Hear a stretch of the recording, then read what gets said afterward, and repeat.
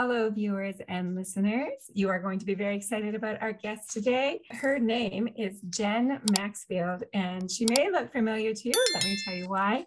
Jen Maxfield is an award-winning reporter and anchor who started at NBC New York in 2013. Prior to that, she worked for Eyewitness News, ABC 7 in New York City as a reporter and substitute anchor for 10 years. She has reported live from thousands of news events over her 22-year career and estimates that she has interviewed more than 10,000 people. And it is such an honor to interview you today, Jen. So thank you so much for being here. Oh, and Victoria, thank you so much for taking an interest in the book and for having me on. Well, I'm very excited to tell the viewers and listeners about the book. I'll just let you know right now, the book is coming out on July 12th. It is called More After the Break. A reporter returns to 10 unforgettable news stories. And we're going to tell you more about that in a minute. I'm going to tell you how to get it. JenMaxfield.com. You can pre-order there. Okay, so pre-order More After the Break at JenMaxfield.com. So let's just go ahead and dive right into some questions. I've been really curious as to how you came up with this idea of going back and going through your stories and creating a book.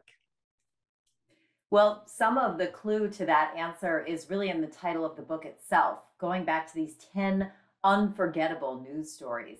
And when I say unforgettable, I hope that's the case for the readers, but it really started with me.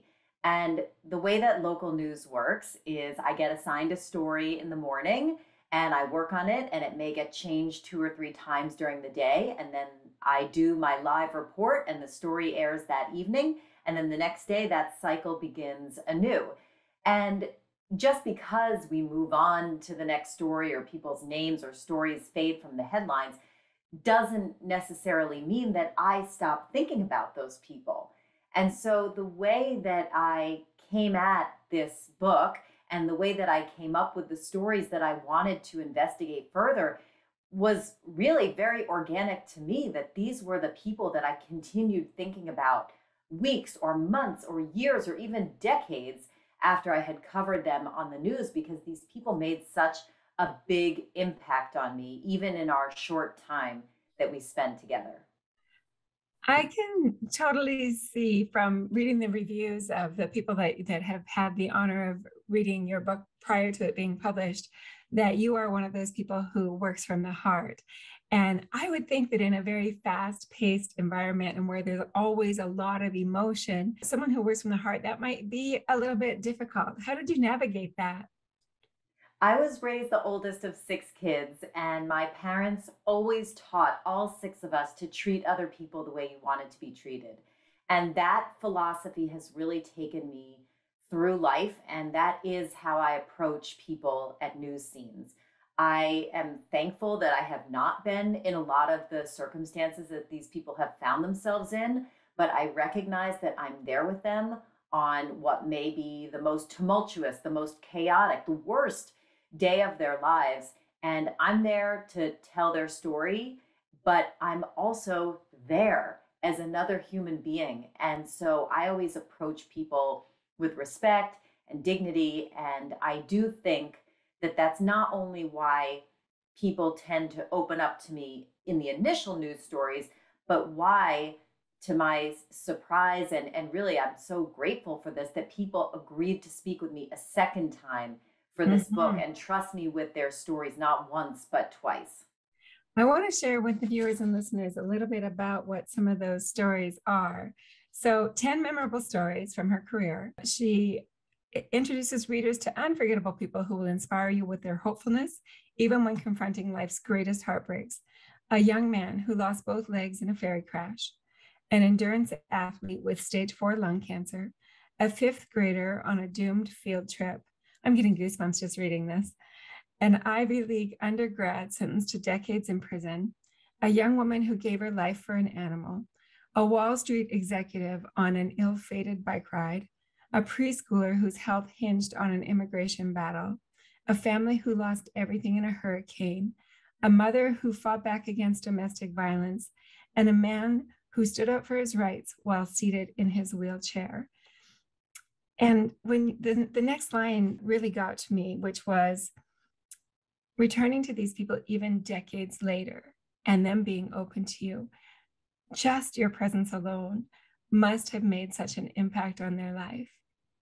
Well, I mean, I would like to think that, and I think of myself as a fairly humble person, and it was surprising to me even that when I did reach out to people, especially one example would be someone I interviewed in Gulfport, Mississippi, just days after Hurricane Katrina destroyed her entire home.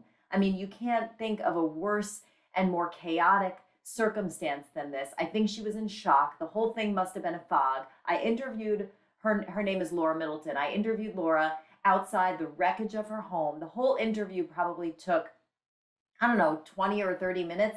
And then I moved on to the next interview and she went back to cleaning up her home. Now, this was almost 17 years ago in 2005.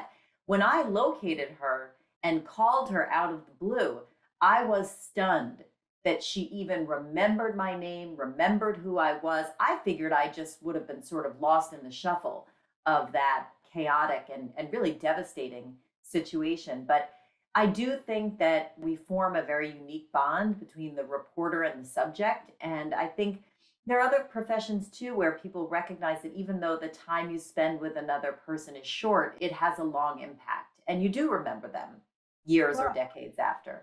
And those people who are especially helpful, in a trauma type situation or in a crisis, I think we can all think of that friend or that policeman or the kind neighbor, or in your case, the reporter who was there to make a difference. And what a gift that is. And, I love that you said your parents raised you to treat other people like you want to be treated, because that is exactly what you've done. I mean, it shows in the impact that you make. And it's just another example of how in any career, when I think of a journalist, I don't necessarily think of somebody who's changing people's lives. I think of somebody who is reporting the news. And so it's important to remember that in every career, whatever we're doing, we have that opportunity to be making a difference. And that is such a satisfying feeling. It's so true. And I think sometimes it's just having your heart open to that and seeing someone as more than just a story, more than just an interview, really trying to connect with someone and put yourself in their shoes. Look, like I said in the introduction of my book, it doesn't have to just be a news reporter who feels this way. I mean, I talked about someone who's working at the grocery store who sees the same customer over and over, or someone who's in the military who remembers children from a place where she served. And I just think that there are so many opportunities, to your point, so many opportunities, whether it's at our jobs or just in our day-to-day life, to show kindness to other people and sort of be open to those interactions that go beyond the transactional nature of what some of us are doing for work. Absolutely. I will be counting down the days till July 12th. So again, you can pre-order at jenmaxfield.com. So it's JenMaxfield.com. You can learn more on LinkedIn, Jen Maxfield, Facebook, Jen Maxfield, Twitter at Jen Maxfield, the number 4 NY, and on Instagram at Jen Maxfield News. And I have to say, I've checked out all those sites and there's fantastic stuff there. And I really feel like I'm already getting to know you. So for the viewers and the listeners, check out all those places. When you order the book, you're going to feel like you are sitting down with a friend and that she's opening up and sharing these beautiful stories with you of really overcoming adversity and moving on with life. And what a unique opportunity for us to get that glimpse into what happens after, what's next, what's the rest of the story. So Jen, how did you pick this story? I think it's important to note, especially if anyone's even thinking about writing a book or they have an idea to write a book, it all looks very organized now with the 10 stories, and the chapters are laid out in a very organized way in chronological order. But I do want to say that the process of writing this book was much more disorganized than it may seem, because I did not come up with all 10 stories and have everybody agreeing for the interviews and then start writing the book. It wasn't until I was maybe half done with writing the book that I even knew that it could be a book. So I had a long list, far more than 10 stories, by the way, of people who I wanted to reconnect with. And what I was doing in the process of writing the book was I would be writing one chapter and doing research for the next. And sometimes people were impossible to find. Sometimes people did not want to participate. As I said, the majority of people who I contacted did want to participate, but it didn't work in every instance. I'd love to say that I still have a long list of stories if I did want to write another book. But as far as choosing these 10, these were people who were still top of mind to me. And there was something about their story that stuck with me. And I just couldn't stop thinking about them and wondering what happened to them after the initial news story. The other thing that I specifically did in this book is I tried to avoid stories that had gotten a ton of other coverage. A perfect example of that is the miracle on the Hudson landing, which happened in 2009 when Sullenberger landed the plane on the Hudson River in New York, and everybody survived the crash. So I covered that story. I was at the hospital. I was interviewing survivors. It's still one of the greatest miracles of any story that I've ever covered.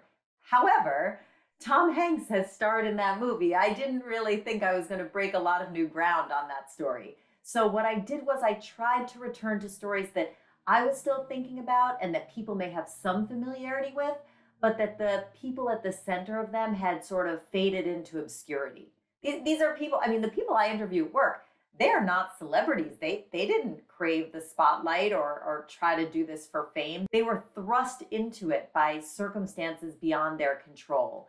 And so I was really curious about those people, the people who did not crave the spotlight and really faded from it after their stories, and what happened to them.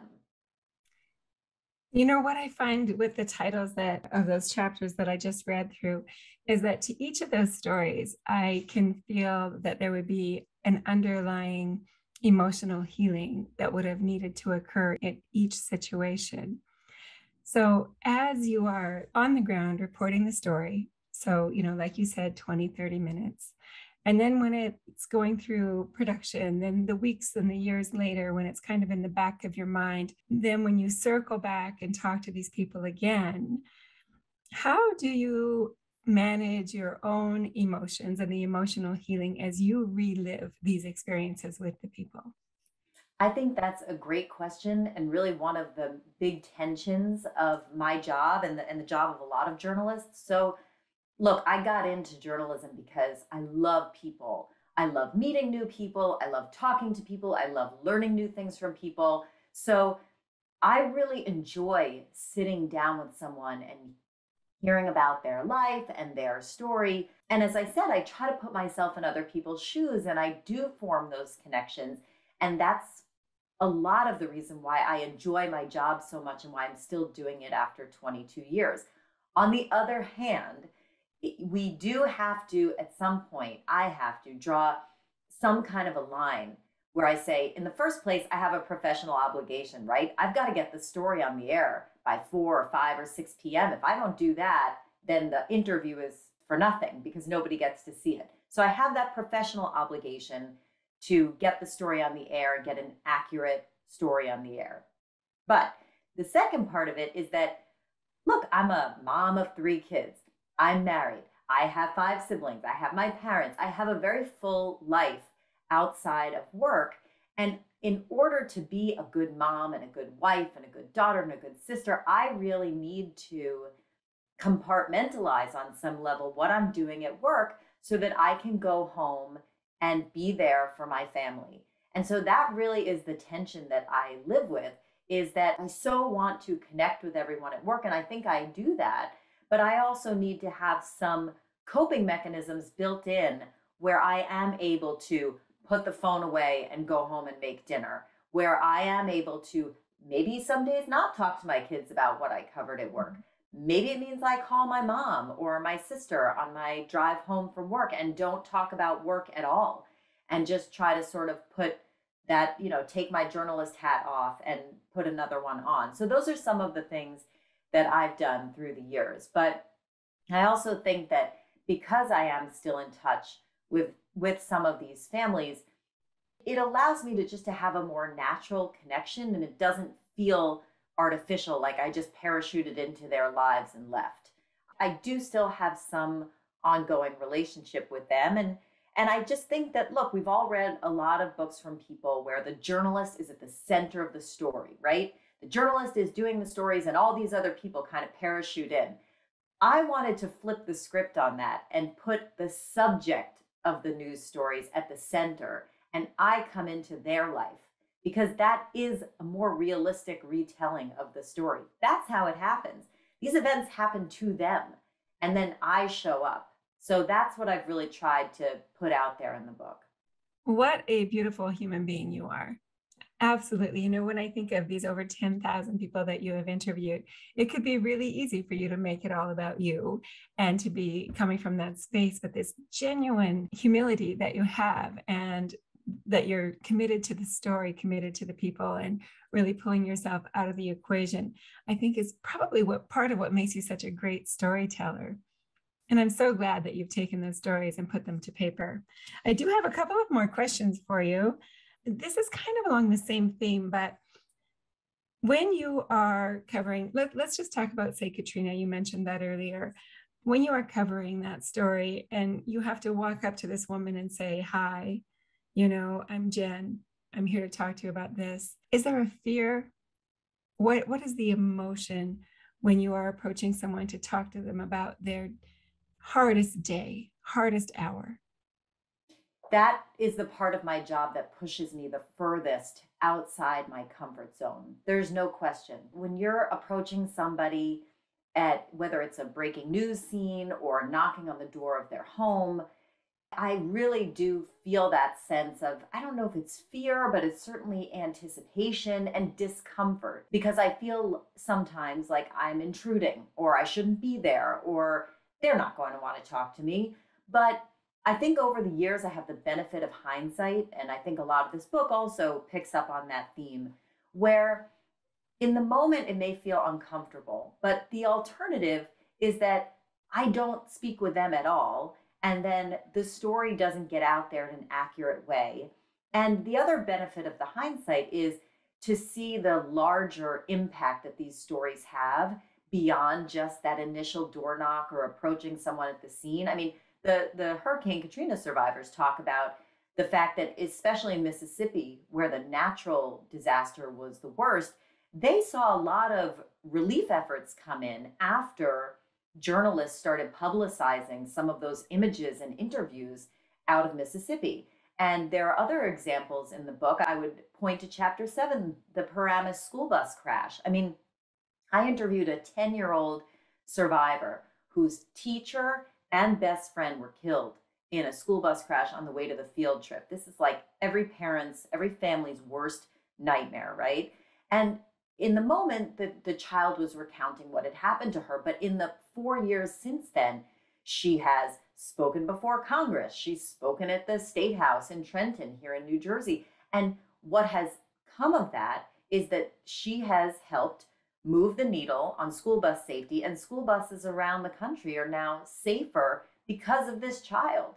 So I think that part of the hindsight is really looking at not only the interaction that I have with the subjects on the day I'm putting together the stories, but sort of the afterlife that it has and all of the impact that can occur after news is publicized. So I'm going to take what you just shared and make it applicable to every person listening and watching. Jen, if I don't have this right, feel free to interrupt. But what I heard you say is, I was dealing with a lot of negative self-talk, and I get nervous, I get that anticipation, the negative self-talk comes in, but I push myself, I get out of my comfort zone, I go and I make a difference. And then it has a ripple effect. Those people then go out and make a difference. And together we are really affecting change. And so for the viewers and listeners, you can do that too. In whatever it is that you're doing now, know that you can make a difference in your circle.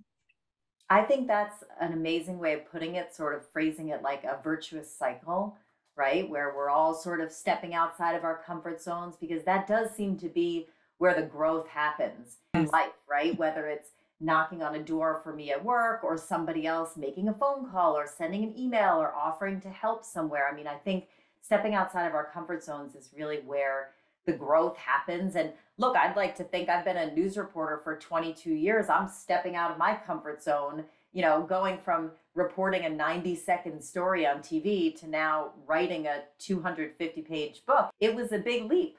And yeah, and like I said, I wasn't even sure it would work till I was half done. But every morning I got up and I put the words to paper. Well, I am so glad that you took that leap. I'm sure that the listeners and viewers will be as well. Again, that's jenmaxfield.com. Go ahead and pre-order it now. Comes out July 12th.